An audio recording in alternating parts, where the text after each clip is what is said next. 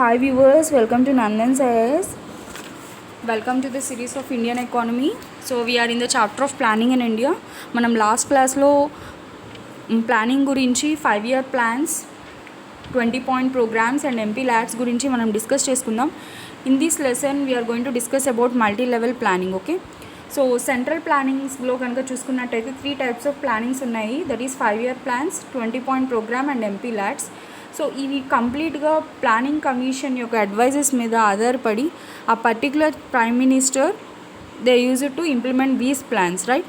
So దీంట్లో state యొక్క role అనేది చాలా తక్కువగా ఉంది అనే ఉద్దేశంతో 1950s అండ్ 1960sలో స్టేట్స్ సెంట్రల్ గవర్నమెంట్ని స్టేట్ కూడా ఒక రోల్ ఇవ్వండి ప్లానింగ్లో అని చెప్పి అడగడం జరిగాయి. సో అందుకని చెప్పి 1960sలో అప్పుడు ప్రధానమంత్రి అయిన జవహర్లాల్ నెహ్రూ గారు స్టేట్స్కి కూడా అడ్వైజ్ అనేది ఇవ్వచ్చు సెంటర్కి ప్లానింగ్ విషయంలో. ఓకే, స్టేట్స్ అనేవి డేటా అనేది సమకూర్చుకొని వాళ్ళ స్టేట్లో ప్రయారిటీ దేనికైతే ఎక్కువ ఇవ్వాలో అని డిస్కస్ చేసుకొని ఫైనల్గా ఆ డేటా అనేది సెంట్రల్ గవర్నమెంట్కి ఇస్తే సో సెంట్రల్ గవర్నమెంట్ ప్లానింగ్ అనేది చేస్తుంది అని చెప్పి చెప్పడం జరిగింది. ఓకే, సో అలా 1960 నుంచి స్టార్ట్ అయిన ఈ ప్రాసెస్ 1980కి ఇండియా అనేది మల్టీ లెవెల్ ప్లానింగ్లోకి వెళ్ళిపోయింది. So there are different stages in this multi level planning. దాంట్లో ఫస్ట్ వన్ వచ్చేసరికి సెంట్రల్ లెవెల్ ప్లానింగ్. ఈ central level planning 5-year plans, 20-point program అండ్ MP LATs వీటి గురించి ఆల్రెడీ మనం డిస్కస్ చేసుకుందాం. అండ్ సెకండ్ స్టేజ్ వచ్చేసరికి స్టేట్ లెవెల్ ప్లానింగ్. సో ఈ స్టేట్ లెవెల్ ప్లానింగ్లో ఎక్స్ అఫిషియో చైర్మన్గా ఎవరున్నారు అంటే సీఎం. ఓకే, మీరు ప్లానింగ్ కమిషన్ కనుక చూసుకున్నట్టయితే who is the chairman? Prime minister కదా. Who is the ex chairman? Cabinet హోదాలో ఉన్న వ్యక్తిని ఎక్స్ చైర్మన్ కింద మనం పెట్టడం జరిగింది. So in the same way state level ప్లానింగ్లో కూడా who is the head of the state, de facto head of the state? CM, right? So CM is the chairman of state planning boards.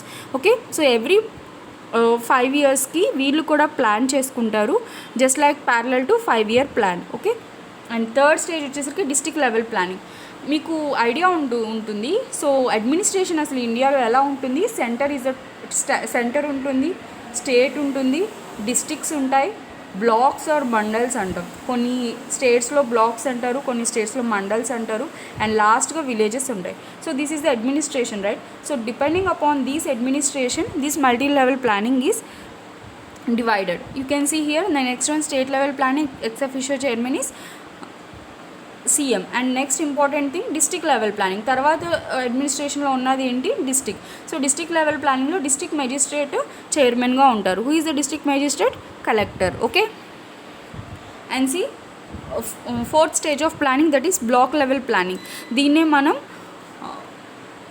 Mandal level planning అని కూడా అంటాం. Okay, దీన్ని మనం ఏమంటాం? Mandal level planning అని కూడా అంటాం జరుగుతుంది. Okay, as part of district level planning the block level planning came up which had the district planning boards as their nodal body. Below the blocks India has developed the planning of local level too. So district level planning తర్వాత వచ్చేసరికి block level planning or mandal level planning. ఈ mandal level ప్లానింగ్కి different మండల్స్కి different boards అనేవి ఉంటాయి. So వాళ్ళు కూడా వాళ్ళ ప్లానింగ్ కూర్చొని డిస్కస్ చేసుకొని they use to look after, అందరూ మండల్లో ఉన్న వాళ్ళందరూ కూర్చొని డిస్కస్ చేసుకోవడం జరుగుతుంది. అండ్ లాస్ట్ స్టేజ్ వచ్చేసరికి local level planning that is in villages. ఇది 1980sలో బాగా ఇంప్లిమెంట్లోకి వచ్చింది. ఈ లోకల్ లెవెల్ ప్లానింగ్ అనేది మళ్ళీ 3 typesగా చూసుకోవచ్చు. That is village level planning, hill area planning and tribal area planning. Okay, hill area planning అంటే మీరు అబ్జర్వ్ చేయొచ్చు హిల్ ఏరియాస్లో మోస్ట్లీ బ్యాక్వర్డ్నెస్ ఆఫ్ పీపుల్ ఎక్కువ మంది ఉంటారు. ఓకే, డెవలప్మెంట్ అనేది బ్యాక్వర్డ్గా ఉంటుంది. సో అందుకే ఇది 3 typesగా డివైడ్ చేశారు. And third one tribal area planning just like ఎస్సీస్ అండ్ ఎస్టీస్ ఉన్న ఏరియాస్. ఓకే, సో ఇది 3 types of planning in local level planning. Okay, and see the next one reasons for failure. So ఈ multi level planning okay బాగానే ఉంది. ఇదంతా మనకి central plannings ఉన్నాయి, state plannings ఉన్నాయి, విలేజ్ లెవెల్లో ప్లానింగ్స్ ఉన్నాయి. But still there is a failure in the planning in India. ఇన్ని సంవత్సరాలు అయినప్పటికీ అన్ని 5 years ప్లాన్ 5 years ప్లాన్ అయినాయి. సో అప్పటికీ కూడా ఇండియా వచ్చేసరికి పవర్టీని చాలా రెడ్యూస్ చేయలేకపోయాము. Still we're saying we're developing. Okay, so what are the reasons for this planning? ఈ ప్లాన్స్ అన్నిటికీ ఫెయిల్ అవడానికి కారణం ఏంటి? మనం 5-year ప్లాన్స్లో కనుక చూసుకున్నట్టయితే డిఫరెంట్ ఫెయిల్యూర్స్ అనేవి రీజన్స్ చూసాము. జస్ట్ లైక్ సెకండ్ 5-year ప్లాన్లో కనుక చూసుకున్నట్టయితే యూ హ్యావ్ సమ్ వార్స్, యుద్ధాలు రావడం వల్ల అది ఆగిపోయింది. అండ్ నెక్స్ట్ 5-year ప్లాన్లో ఎమర్జెన్సీస్ వల్ల ఆగిపోవడం, నెక్స్ట్ గవర్నమెంట్ చేంజ్ అవడం వల్ల ఒకటి, అండ్ ఆఫ్టర్ 1991 ఎల్పిజి రిఫార్మ్స్ వచ్చిన తర్వాత అది కొత్తగా ఉండడం వల్ల వెంటనే ఇండియాకి ఎలాంటి ప్లాన్లో ఎలా పెట్టాలి, ఇండస్ట్రియలైజేషన్కి ఎక్కువ ప్రయారిటీ ఇవ్వాలా, అగ్రికల్చర్కి ఎక్కువ ప్రయారిటీ ఇవ్వాలా అని తెలియక ప్లాన్స్ ఫెయిల్ అవ్వడం. సో అవి రీజన్స్ చూసుకున్నాం 5-year ప్లాన్లో. సో ఈ మల్టీ లెవెల్ ప్లానింగ్ ఎట్లా ఫెయిల్ అయింది మనం చూసుకుందాం ఇప్పుడు. Okay, and see the first one, lacking of empathy. Lacking of empathy అంటే అసలు ఈ మల్టీ లెవెల్ ప్లానింగ్ పెట్టడానికి రీజన్ ఏంటి? టాప్ టు బాటమ్ అప్రోచ్ అనేది ఉండాలి అని. అంటే విలేజ్ లెవెల్ నుంచి ప్లానింగ్ ప్రాసెస్ స్టార్ట్ అయితే it will be very good. So everything మనం వేరియస్ ఎకనామిస్ట్స్ కానీ most of the freedom fighters కానీ ఏం చెప్తారు, విలేజ్ లెవెల్లో కనుక డెవలప్మెంట్ ఉంటే automatically there will be development in the whole country అని మనం మాట్లాడుకుంటాం. కానీ ఇక్కడ వచ్చేసరికి విలేజ్ లెవెల్లో ప్లానింగ్ అనేది సరిగ్గా లేకపోవటం, అంటే పీపుల్కి అవేర్నెస్ అనేది లేదు. ఫర్ ఎగ్జాంపుల్ విలేజ్ లెవెల్లో కనుక చూసుకున్నట్టయితే ఒక గ్రూప్ ఆఫ్ పీపుల్ కూర్చొని మాట్లాడుకుంటూ ఉంటారు, ఒక విలేజ్ పెద్ద ఎవరో ఉంటారు. ఇప్పుడంటే after 74th and 73rd and 74th amendment acts వచ్చాక గ్రామ సభలు అని చెప్పి సర్పంచ్లు అని చెప్పి రావడం జరిగింది. But before that they don't have any sarpanches and all. Okay, so విలేజ్కి ఒక హెడ్ ఉంటాడు, ఆయన ముందు అందరూ కూర్చొని డిస్కస్ చేసుకోవటం అలాంటివన్నీ చాలా తక్కువగా ఉండేది. సో అవేర్నెస్ అనేది లేకపోవడం అనేది main reason. So lacking of empathy అంటే విలేజ్ లెవెల్ నుంచి హయ్యర్ లెవెల్కి వెళ్ళిపోతున్నప్పుడు, అంటే విలేజ్ నుంచి మండల్కి, మండల్ నుంచి డిస్టిక్కి, డిస్టిక్ నుంచి స్టేట్కి, అండ్ స్టేట్ నుంచి సెంటర్కి ఎప్పుడైతే ప్లానింగ్ ప్రాసెస్ వెళ్తుందో ఇక్కడికి వచ్చేసరికి అవేర్నెస్ లేకపోవడం వల్ల ఫైనల్గా సెంట్రల్ ఏదైతే చెప్తుందో ఆ ప్లానింగే మనం కంటిన్యూ చేసుకుంటూ వచ్చాం. Okay, see, only central plans were implemented and the state lacked the required level of financial support to that plans. Okay, పోనీ స్టేట్ ఏమైనా ప్లాన్ చెప్పినా కూడా మోస్ట్లీ సెంట్రల్ ప్లాన్స్ని ఇంప్లిమెంట్ చేయడం కుదిరేది, ఎందుకంటే state doesn't have any financial support and it is not any constitutional mandate. కాన్స్టిట్యూషనల్గా ఇది మ్యాండేటరీ కాదు. So that is also one of the failure. Not only that, you can see no financial independence. Okay, ఏదైనా జరగాలి అని అనుకున్నా కూడా we doesn't have any financial independence, especially in the village level. 73rd and 74th amendment యాక్ట్స్కి ముందు village లెవెల్లో ఎలాంటి financial independence అనేవి లేవు.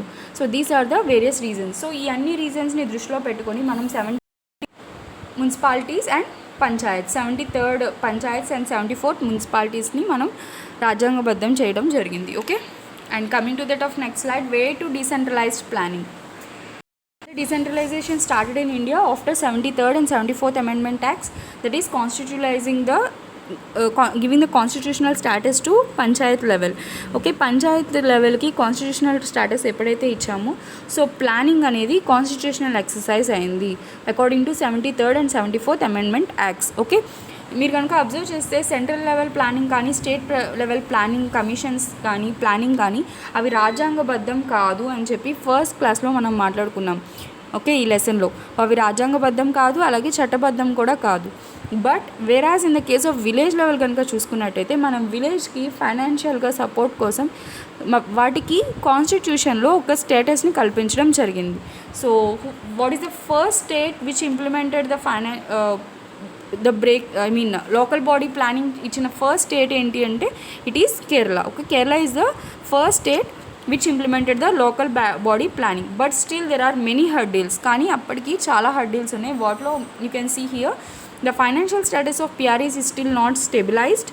Which taxes the PRAs can impose are still not clear. The state assemblies have been procrastinating in delegating timely and needful powers to PRAs. Low level of awareness among the local people regarding the right to information and right functioning of PRAs. Use of money and muscle power in PRA elections in some states. Panchayats వచ్చినప్పటికీ కూడా ఇక్కడ చాలా hurdles ఉన్నాయి. అవి ఏంటి అంటే regarding taxes collect చేస్తున్నప్పుడు what are the ways to collect the taxes. So and పంచాయత్స్కి వచ్చే ఫండ్స్ అనేవి ఎట్లా ఇస్తున్నారు ఏంటి. కొన్నిసార్లు మీరు అబ్జర్వ్ చేస్తుంటే సెంట్రల్ గవర్నమెంట్ నుంచి వచ్చే ఫండ్స్ అనేవి చాలా లేట్ అయిపోవటం వల్ల డెవలప్మెంట్ అనేది పంచాయత్లో ఆగిపోతూ ఉంటుంది అలాంటివి. అండ్ లోకల్ పీపుల్కి అవేర్నెస్ అనేది లేకపోవడం. పంచాయత్స్ వచ్చాక one of the heart of Panchayat ఏంటి అంటే గ్రామసభ ఎందుకు పెడతారు అంటే ఆ విలేజ్లో జరిగే ప్రాబ్లమ్స్ గురించి డిస్కస్ చేయడానికి గ్రామసభ పెడతారు. కానీ గ్రామ సభ తర్వాత ఎలా అయిపోయింది అంటే no people will come. Okay, people ఎవరు రారు. ఆ పర్టికులర్ లీడర్స్ వస్తారు, కొంచెం ఏదో కూర్చుంటారు, మాట్లాడుకుంటారు, వార్డ్ మెంబర్స్ వస్తారు, వెళ్ళిపోతారు. అట్లా అది పొలిటికల్గా అండ్ వెళ్ళిపోతుంది తప్ప. So people are not at all utilising those type of things and because they don't have any awareness regarding that. And ఇంకోటి రైట్ టు ఇన్ఫర్మేషన్ యాక్ట్ గురించి అవేర్నెస్ లేకపోవడం. Right to information act is one of the powerful weapon to the people. So ఏదైనా ఒక పని జరుగుతుందా లేదా అని చెప్పి ఆర్టీఐ కనుక ఫైల్ చేస్తే ఆ పర్టికులర్ గవర్నమెంట్ ఆఫీసర్ వితిన్ 25 daysలో he has to reply. So ఆ రైట్ టు ఇన్ఫర్మేషన్ యాక్ట్ గురించి వాళ్ళకి ఎలాంటి అవేర్నెస్ లేకపోవడం వల్ల అండ్ ఎలక్షన్స్ జరిగేటప్పుడు మనీ అండ్ మజిల్ పవర్ ఎక్కువగా యూజ్ చేసి ఎలక్షన్స్ని కూడా they is to Detroit. So ఇలా పంచాయత్ సిస్టమ్ని డిట్రాయిట్ చేస్తున్నారు. So these are the some of the hurdles in panchayat raj system. See here, and not only that, so because by seeing all these, so central government ఏం decide చేసింది, they have remove planning commission and started NITI Aayog. Okay, నీతి ఆయోగ్ని పెట్టడం జరిగింది. So నీతి ఆయోగ్ యొక్క main aim ఏంటి అంటే to strengthen up the పిఆర్ఐస్ని పంచాయతీరాజ్ ఇన్స్టిట్యూషన్స్ని strengthen చేయడానికి. ఓకే, నాట్ ఓన్లీ దట్, ఈ పాలసీ కీపింగ్ ఏదైతే ఉంటుందో డెవలప్మెంట్ కోసం ఏవైతే పాలసీస్ ఇంప్లిమెంట్ చేస్తున్నారో దాంట్లో ఈ పంచాయత్ లెవెల్ వాళ్ళని అలాగే స్టేట్ లెవెల్ వాళ్ళని కూడా ఇంక్లూడ్ చేసి వాళ్ళతో డిస్కస్ చేసి పాలసీస్ని ఇంప్లిమెంట్ చేయడం. Okay, and here it is bottom to top approach అంటే from village level to center level it is going rather than top to bottom. Okay, and it is promoting the spirit of team India. Okay, team India స్పిరిట్ని ఇది promote చేస్తుంది. Because common national agenda, అందరి agenda అనేది ఒక్కటే అనే ఉద్దేశంతో నీతి ఆయోగ్ పెట్టడం జరిగింది. Not only that, it is promoting the idea of cooperative federalism. Okay, and by early 2015 we saw the change of central government outlooks to the fund requirements of states. 2015లోకి వచ్చేసరికి central government యొక్క outlook అనేది కంప్లీట్గా change అయిపోయింది. Now states almost 42% share అనేది వస్తుంది. Okay, ట్యాక్సెస్లో. Not only that, the states are also getting regular funding, that is loan plus grants కూడా స్టేట్స్కి రావడం జరుగుతుంది. అండ్ జిఎస్టీ ఇంప్లిమెంటేషన్ ఎప్పుడైతే జరుగుతుందో, so whatever taxes that are propose to implement on GST, these gross taxes are collected by the states itself. Okay, and states are no free to go for higher market borrowings without any permission from the center. For example, కొన్ని విషయాల్లో ఏదైనా ప్రైవేటైజేషన్లో విషయంలో కానీ ఏదైనా చేయాలి అనుకుంటే states has given more authority compare to that of centre. కానీ కొన్ని విషయాల్లో మాత్రం సెంటర్ యొక్క మూవ్ కంపల్సరీ ఉండాలి. ఎలాంటివి అంటే సెంటర్ లిస్ట్లో ఏమైతే సబ్జెక్ట్స్ ఉంటాయో అలాంటివన్నీ కూడా సెంటర్ యొక్క పర్మిషన్ కంపల్సరీ ఉండాలి. For example Uday scheme, that is Ujwal discom assurance yojana, which was launched in 2015-16. Okay, అది సెంట్రల్ గవర్నమెంట్ అప్రూవల్ అనేది ఉండాలి. Okay, which the states are allowed to issue Uday bonds up to 75% of the dues of electricity distribution committees of the state. Okay, so ఇలాంటి electricity విషయం, defence విషయం, so centre లిస్ట్లో ఏవైతే subjects ఉంటాయో so అవన్నీ కూడా స్టేట్ హ్యాండ్ ఓవర్లో చేయడం కుదరదు. ఓకే, స్టేట్ తనంతట తాను డెసిషన్ తీసుకోవడం కుదరదు. It should be taken by the centre only. Okay, and critical evaluation, the next one. Critical evaluation అంటే క్రిటికల్ అంటున్నాను, that means drawbacks. What are the major drawbacks of these all plannings, 5-year plans కానీ 20-point programmes కానీ MPLADS కానీ or మీరు చూసిన multi level planning and planning commission. So what are the critical views about that మీరు కనుక observe చేస్తే, first lack of perspective in planning. Okay, planning అనేది మనం చేస్తున్నప్పుడు మీరు కనుక చూస్తే ఒక 5-year ప్లాన్ ఇంప్లిమెంట్ చేశాక ఆ 5-year ప్లాన్ ఎంతవరకు సక్సెస్ అయింది అనేది రివ్యూస్ అండ్ దాన్ని ఎవాల్యుయేట్ చేయడానికి సరైన డేటా లేకపోవడం అనేది one of the major drawback. ఆ డేటా కలెక్ట్ చేయడంలో చాలా ఫెయిల్ అయింది either central government or state government. That is the first point, lack of perspective in planning. And planning చేసేటప్పుడు we're more focusing on long term goals. ఒక 10 years తర్వాత poverty తగ్గిపోవాలి, ఒక 5 years తర్వాత TB free కంట్రీగా ఉండాలి. ఇలా we're mostly concentrating on long term goals but not short term goals. So ఇక్కడ మనం అబ్జర్వ్ చేయాల్సింది ఏంటంటే we should also have short term goals కూడా ఉంటే it will be better. Okay, and failure in promoting the balanced growth and development balance చేయడం అవ్వలేదు. So మీకు difference చెప్పాను గ్రోత్ గురించి, డెవలప్మెంట్ గురించి. Development completely depends on quality of life like health, education, quality of living, వీటి మీద depend అయిపోయి ఉంటుంది డెవలప్మెంట్ అనేది. But growth is quite different. It is only quantitable perspective, right? So growth ఉంటే development ఉండట్లేదు, but development ఉంటే growth లేకపోవడం ఇలాంటివి జరుగుతూ ఉంటాయి. సో యూసీ గ్రోత్ ఎంత ఉన్నా కూడా డెవలప్మెంట్ అనేది లేకపోవడం, అది ఇప్పుడు ప్రెజెంట్ సిచ్యువేషన్లో మనం చూడొచ్చు. కోవిడ్-19 క్రైసిస్లో we said India is a developed country, చాలా వచ్చాయి, ఎఫ్డిఓ ఇన్ఫ్లోస్ పెరుగుతున్నాయి, మనం సైన్స్ అండ్ టెక్నాలజీగా బాగా ఇంప్రూవ్ అయ్యాం, ఇంత చెప్పుకున్నాం. కానీ డెవలప్మెంట్ విషయానికి వస్తే డెవలప్మెంట్ 3 మెయిన్ ఫ్యాక్టర్స్గా మనం ఎప్పుడు మాట్లాడుకుంటాం. ఒకటి హెల్త్ విషయంలో, రెండోది education, and the third important thing is quality of living. Person యొక్క గ్రాస్ నేషనల్ ప్రొడక్ట్ మీద డిపెండ్ అయి ఉంటుంది. హెల్త్ విషయంలో now at present the country is in the worst state. కోవిడ్-19 క్రైసిస్లో ఆక్సిజన్ సిలిండర్స్ దొరకట్లేదు, అండ్ మినిమం హాస్పిటల్స్ లేకపోవడం, doctors లేకపోవడం, నర్సెస్ లేకపోవడం, అండ్ ఎడ్యుకేషన్, డిజిటల్ ఎడ్యుకేషన్ అనేది ఇవ్వలేకపోవడం. డ్యూరింగ్ కోవిడ్ క్రైసిస్లో most of the students is unable to educate.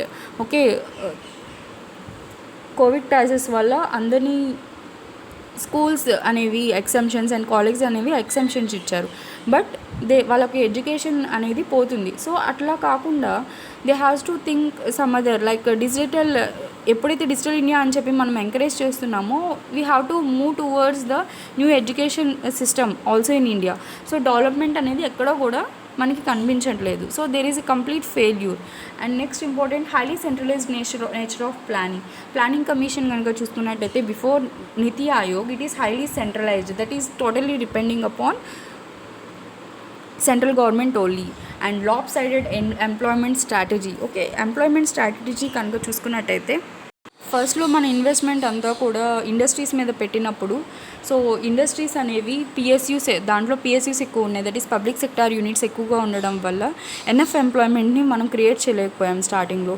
So దానివల్ల పోవర్టీ అనేది ఇంక్రీజ్ అయిపోయింది. And not only that, so అక్కడి నుంచి మనం తర్వాత ఎంప్లాయ్మెంట్ని స్ట్రాటజీని మార్చుకుంటూ వచ్చాం. వేజ్ ఎంప్లాయ్మెంట్ క్రియేట్ చేయాలనుకున్నాం త్రూ ఎంజీఎన్ఆర్జీఎస్ స్కీమ్. సో ఇప్పుడు ప్రెజెంట్ సెల్ఫ్ రిలయంట్గా ఉండాలి అని చెప్పి మాట్లాడుకుంటున్నాం. So there is no proper employment strategy in India. ఫస్ట్లో వేజెస్ ఇవ్వాలి, ఒక డైలీ లేబర్కి ఇంత ఇస్తే సరిపోతుంది అని మాట్లాడుకున్నాం మనం. ఇప్పుడు సెల్ఫ్ రిలయంట్ కాన్సెప్ట్లోకి వచ్చాం. దానికంటే ముందు పిఎస్యూస్ని బాగా ఎంకరేజ్ చేసి సరైన ఎంప్లాయ్మెంట్ క్రియేట్ చేయకుండా ఉన్నాం. So that is there is many loop holes in the employment strategy. Excessive emphasis on PSUs, I have told you. Mostly importance మనం పబ్లిక్ సెక్టార్ అండర్టేకింగ్స్కి ఇవ్వడం. And agriculture is over shadowed by industries. మీరు కనుక observe చేస్తే ఈ faster industrialisation కోసం మనం అగ్రికల్చర్ని కంప్లీట్గా పక్కన పెట్టడం జరిగింది. బట్ స్టిల్ ఇండియాలో 53% ఆఫ్ పాపులేషన్ అనేది అగ్రికల్చర్ మీద డిపెండ్ అయి ఉంది. సో దీనివల్ల ఫుడ్ సెక్యూరిటీ ప్రాబ్లమ్స్ అనేవి ఎక్కువ వచ్చాయి. అగ్రికల్చర్ని ఎప్పుడైతే మనం పక్కన పెట్టేశామో ఫుడ్ సెక్యూరిటీ ప్రాబ్లమ్స్ అనేవి ఎక్కువైపోయి, డ్రౌట్స్ ఎక్కువైపోయినాయి, అండ్ పీడిఎస్ సిస్టమ్ కంప్లీట్గా డిస్టర్బ్ అయిపోయి ఇలాంటివి ఎక్కువగా జరిగాయి. And faulty industrial location policy. ఒక ఇండస్ట్రీ పెట్టాలి అంటే ఈ పర్టికులర్ ప్లేస్లో పెట్టాలి, దాని యొక్క ఎలక్ట్రిసిటీ ఎలా ఉంది ఏంటి అని చెప్పి ఒక పాలసీ అనేది ఉండాలి. So there is so many falls regarding location of industries. And next one wrong financial strategy. 1991కి ముందు, ఎల్పిజి రిఫార్మ్స్కి ముందు we doesn't have a proper financial strategy. అంటే పిఎస్యూస్లో ఎక్కువగా ఇన్వెస్ట్ చేయడం జరిగింది. సో కంప్లీట్గా వచ్చేసరికి రాంగ్ స్ట్రాటజీని మనం ఫాలో అయ్యాం. సో ఆఫ్టర్ 1991 ఎల్పిజి రిఫార్మ్స్ తర్వాత we have new reforms, and దానివల్ల మనం ట్యాక్స్ రిఫార్మ్స్ని తీసుకురావడం జరిగింది. సో రీసెంట్ ఇయర్స్గా we're following the good strategy. And finally politicisation of planning process. This you can see మనం still as India is set to be the quasi federal in nature, but planning process అనేది ఇప్పటికీ depending upon the politicisation. That is the reason most of the planning 5-year plans were failed. So I think you all understood this video very well. So in the next lesson we are going to learn about Niti Aayog gurinchi, and what యొక్క features, long term and short term goals గురించి we will look after that. And not only that, investment models elanti investment models వచ్చాయి మన ఎకానమీలో. So we're going to look all those things. Okay guys, if you like our video, please subscribe to our channel. And మీకు టెలిగ్రామ్లో Nandan's IAS అని చెప్పి ఒక channel కూడా ఉంది. You can also join in that channel. దీంతో పాటు ఎవ్రీడే పిఐబి న్యూస్ అనేది నైట్ ఆఫ్టర్ 9 మేము పోస్ట్ చేస్తున్నాం. And if any related materials ఉన్నా కూడా, free materials, we're going to post in that channel. Okay, so stay tune and stay safe and wear mask. Okay, bye bye.